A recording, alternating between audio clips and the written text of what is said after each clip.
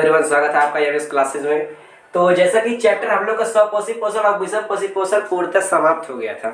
यदि आप लोगों ने लेक्चर को अटेंड नहीं किया है तो आप लेक्चर वाइज आराम से देखें, एक से शुरू कीजिए और कंप्लीट लेक्चर देखिए, जिसमें स्वपोषी, विषम पोषी, प्रकाश संश्लेषण और उपापचयी अपचयी क्रियाओं का विस्तृत अध्ययन किया गया है।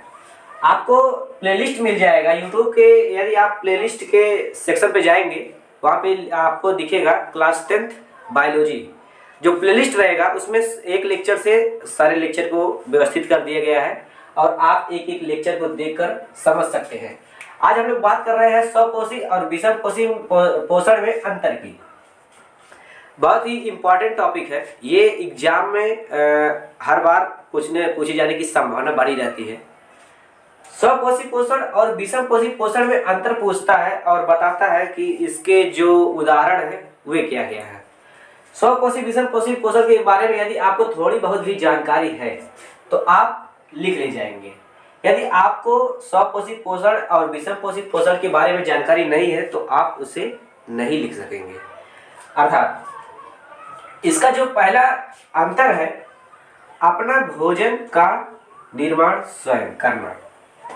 स्वपोषी पोषण वाले जो जीव या पादप होते हैं वे अपने भोजन का निर्माण स्वयं करते हैं। अर्थात जैसे पादप, प्रत्येक हरा पादप सूर्य के प्रकाश की उपस्थिति में और पर्णहरित की सहायता से और CO2 और खनिज पदार्थ मृदा से लेकर CO2 और H2O की सहायता से अपने भोजन का निर्माण करता है, जिसे वो प्रकाश संश्लेषण की क्रिया करता है, जिसमें वो उसका भोजन बन जाता है। आराम से भोजन का निर्माण करता है, भोजन का संचय भी कर लेता है।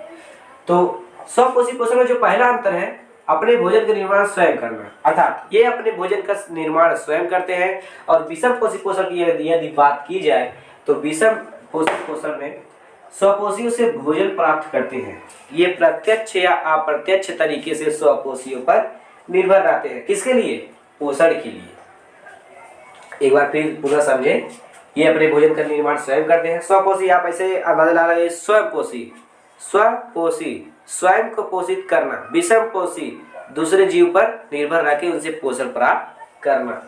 तो ये अपने भोजन का निर्माण स्वयं करते हैं। स्वपोषियों से अपने भोजन का निर्माण प्रत्यक्ष या अप्रत्यक्ष तरीके से स्वपोषियों पर निर्भर रहते हैं, जो विषम पोषी पोषण कहलाते हैं। दूसरा जो इसमें अंतर है, सूर्य के प्रकाश की अवशोषण हेतु हरित लवक की उपस्थिति।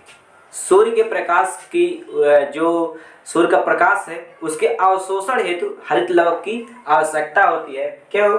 क्योंकि प्रकाश संश्लेषण की क्रिया करने के लिए हमें सौर ऊर्जा की आवश्यकता होती है, जिसे सौर ऊर्जा को रासायनिक ऊर्जा में परिवर्तित किया जाता है।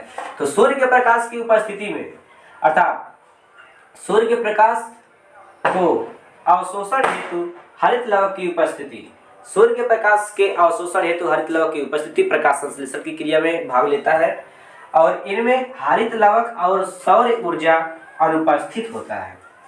अर्थात इसमें सूर्य का प्रकाश और हरित लवक दोनों उपस्थित है, परंतु इनमें हरित लवक और सौर ऊर्जा अनुपस्थित है। क्यों? क्योंकि ये प्रत्यक्ष या अप्रत्यक्ष तरीके से स्वपोषियों पर भोजन के लिए निर्भर रहते हैं। तो हम लोगों ने दो प्रकार के जो इनमें अंतर है, दो अंतर को हमने समझ लिया, पहला और दूसरा। अब हम तीसरे अंतर पे चलते हैं। भोजन का निर्माण CO2 और H2O अर्थात कार्बन डाइऑक्साइड और जल। भोजन का निर्माण कार्बन डाइऑक्साइड और जल की सहायता से करते हैं। और यदि बात की जाए विषम पोषी पोषण तो भोजन के लिए पूर्णतः स्वपोषियों पर निर्भर।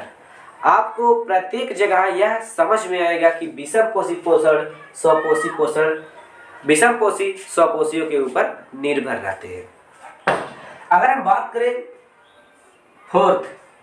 चौथे अंतर की, तो इनमें पाचन नहीं होता। अर्थात स्वपोषी पादप, हरे पादप सहित प्रत्येक जीव, हरे पादप सहित जिनमें प्रकाश संश्लेषण की उपस्थिति होती है और इसमें जटिल पदार्थ को सरल पदार्थ में बदलना। विषम पोषी पोषण में जटिल पदार्थ को सरल पदार्थ में बदलना या विषम पोषी पोषण और स्वपोषण के बीच अंतर आपको स्पष्ट हो गया। 4 प्रकार के होते हैं। इनका जो उदाहरण है, उदाहरण एक एक हम लोग देख लेते हैं।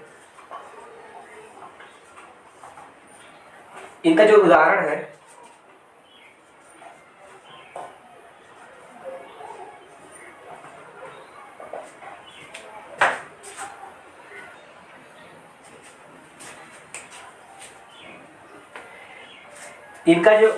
है नील, हरित, जीवाणु। और जो विषम पोषी पोषण का जो उदाहरण है ये है मानव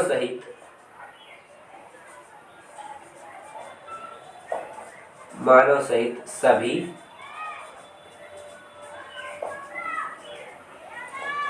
जंतु। इसका जो उदाहरण है नील, हरित, जीवाणु। और जो विषम पोषी का उदाहरण है मानव सहित प्रत्येक जीव में, जंतु में स्वपोषी पोषण पे निर्भर रहते हैं। इनमें हरित लवक और सौर ऊर्जा अनुपस्थित रहता है, अर्थात इन्हें उसकी आवश्यकता नहीं होती। भोजन के लिए पूर्णतः स्वपोषी पर निर्भर रहते हैं और जटिल पदार्थ को सरल पदार्थ में तोड़कर इसे पाचन की क्रिया, आगे हम लोग समझेंगे कि मनुष्य में पाचन कैसा होता है। पाचन क्रिया है तो जटिल पदार्थ को सरल पदार्थ में बदलना। मानव सहित सभी जंतु इसके उदाहरण है। और इसके उदाहरण है नील, हरित, जीवाणु। आशा करता हूँ दोस्तों ये आपको स्वपोषी परपोषी के बारे में समझ में आया होगा। और आप ये एक प्रश्न है, आप उसका जवाब कमेंट बॉक्स में जरूर दीजिएगा कि ऐसा कौन सा जीव है जो स्वपोषी और परपोषी दोनों है।